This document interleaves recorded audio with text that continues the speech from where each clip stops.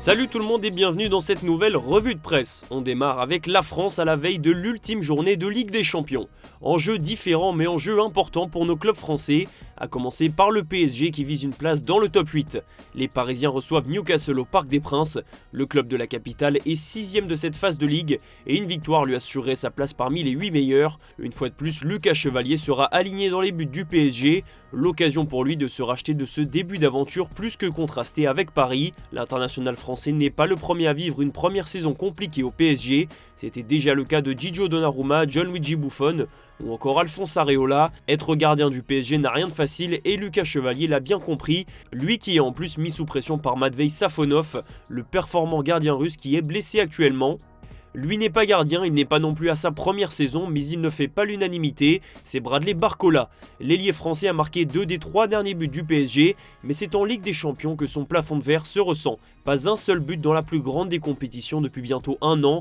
Barcola enchaîne les prestations frustrantes parce qu'il se procure des occasions mais ne marque plus. Une période de disette qui s'éternise et heureusement pour lui n'a pas d'impact sur les résultats de son club.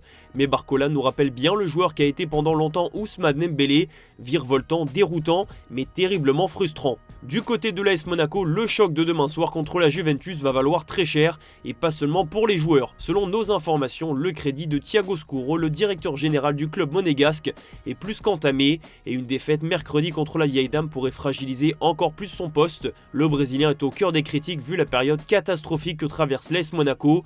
L'enchaînement de cette semaine sera crucial entre le choc de Ligue des Champions face à la Juventus et le match contre Rennes en Ligue 1.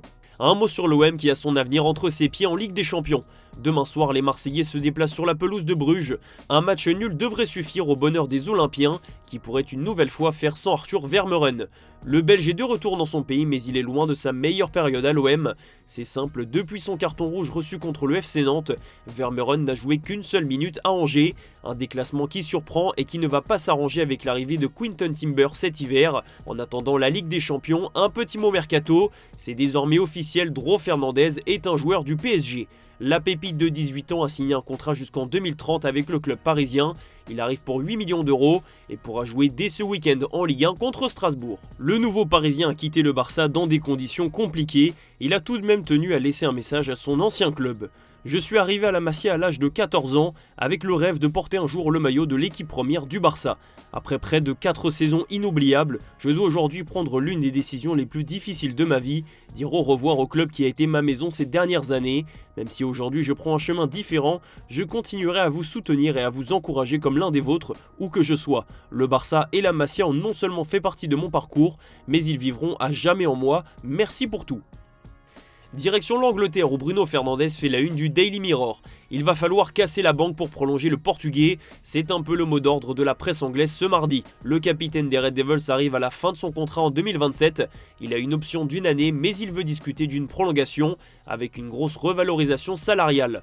Bruno Fernandes sait qu'il s'agit là de son dernier gros contrat en carrière, donc il veut faire monter les enchères. On évoque un salaire de plus de 400 000 livres par semaine, à savoir 460 000 euros. Cela ferait de Bruno Fernandes l'un des joueurs les mieux payés de Première Ligue, une aubaine pour celui qui avait été poussé vers la sortie ou presque par ses dirigeants l'été dernier, eux qui voulaient récolter un petit billet. Finalement, Bruno est resté et Manchester United en est bien content, vu le niveau affiché par le Portugais. Un petit mot sur Arsenal qui justement a été battu par les Red Devils dimanche dernier.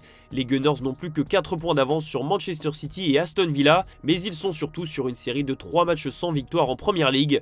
Arsenal manque de culture de la gagne, explique le Mirror. La peur de gagner existe et peut-être que ce sentiment traverse le club en ce moment. Le Daily Mail parle même d'un dry January, jeu de mots bien actuel mais qui risque de faire passer un petit frisson aux supporters d'Arsenal. Le leader du championnat d'Angleterre et de la Ligue des Champions a fait fort sur la première partie de saison, tellement fort qu'on a du mal à l'imaginer tout gâcher, mais vous connaissez la capacité des Gunners à choquer quand ils sont en bonne posture. Moins de pression pour Harry Kane malgré la défaite du Bayern Munich en Bundesliga. L'attaquant anglais se régale en Allemagne et il veut prolonger son contrat avec les Bavarois. Pas de retour en Première Ligue de prévu, même si le record d'Alan Shearer lui fait de l'œil. Kane veut poursuivre l'aventure en Bavière et son club pourrait lui proposer l'un des plus gros contrats de l'histoire du Bayern Munich. On file en Italie, un pays que pourrait rapidement retrouver Ivan Perisic. L'ailier croate est performant avec le PSV Eindhoven, tellement performant que l'Inter Milan veut le faire revenir à 37 ans. Perisic a une seule envie, revenir là où il a vécu de belles émotions, mais son avenir est forcément lié à celui de son club en Ligue des Champions, et c'est justement pour cette raison que Christian Chivu va supporter le Bayern Munich. Si le PSV s'incline contre le club allemand, il sera éliminé de la Ligue des Champions et ça ouvrira la porte à un départ de Perisic. L'Italie, c'est également un pays que pourrait retrouver Randal Kolo Muani. Le mercato est une période que connaît trop bien l'international français. Dans le dur à Tottenham et de nouveau dans le viseur de la Juventus. Après 6 mois convaincants la saison dernière lors de son prêt du PSG, Kolo Muani avait fini par filer en Première Ligue suite à l'échec des négociations entre Paris et la Juventus. Selon Sky Sport, le club turinois voudrait rapatrier Kolo Muani, mais l'opération s'annonce délicate puisque Tottenham n'a pas prévu de le laisser partir, affaire à suivre. Cap sur l'Espagne désormais et la Catalogne où le pouvoir de Lamine Yamal fait plaisir aux supporters du Barça. Lamine Power titre le Mundo Deportivo. Le crack barcelonais a inscrit un ciseau magnifique dimanche contre le Real Oviedo. C'est pour ça que la presse espagnole parle du meilleur Lamine. Son début de saison a été contrasté, notamment en raison de sa pubalgie qui l'a gêné pendant un petit moment. Mais Lamine Yamal s'est soigné et il a démarré 2026 sur des chapeaux de roue. Il peut même avoir le sourire puisque l'un de ses amis de longue date va poursuivre l'aventure en Catalogne, un certain Fermín López. Un accord a été trouvé entre le milieu de terrain espagnol et le FC Barcelone pour une prolongation jusqu'en 2031. Petit bonus pour le Barça, Fermín López a acclamé son amour pour le club et son envie de s'inscrire dans la durée. Je compte rester longtemps au Barça, c'est le plus important pour moi. Une excellente nouvelle pour le club catalan qui vient juste de perdre Dro Fernandez, un autre gros talent de la Masia. On reste en Espagne pour boucler cette revue de presse où l'on évoque déjà le choc des retrouvailles entre le Real Madrid et le Benfica Lisbonne de José Mourinho. L'ancien coach de la Maison Blanche va retrouver son ancien club où il a vécu toutes les émotions. Cette dernière journée de Ligue des Champions sera émouvante pour les deux camps, mais surtout très importante.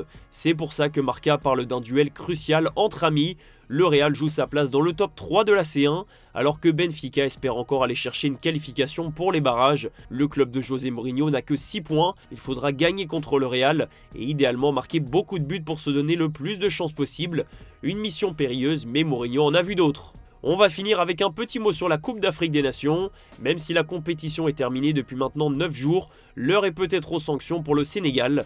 Après les incidents de la finale, les Lions de la Teranga vont voir leur dossier examiné aujourd'hui devant la commission de discipline. La participation à la Coupe du Monde 2026 ne semble pas en danger, donc pas de panique pour le choc France-Sénégal qui est déjà prévu l'été prochain. En revanche, des sanctions pourraient tomber contre le sélectionneur Paptio, mais aussi contre certains joueurs, notamment parce qu'ils avaient quitté le terrain en plein match contre le Maroc en finale, à voir si ces sanctions seront effectives immédiatement, ce qui pourrait donner des suspensions importantes au mondial l'été prochain aux États-Unis. Voilà les amis, c'est la fin de cette revue de presse, merci de l'avoir suivi. Comme d'habitude, on se donne rendez-vous en fin d'après-midi pour le traditionnel JT Foot Mercato.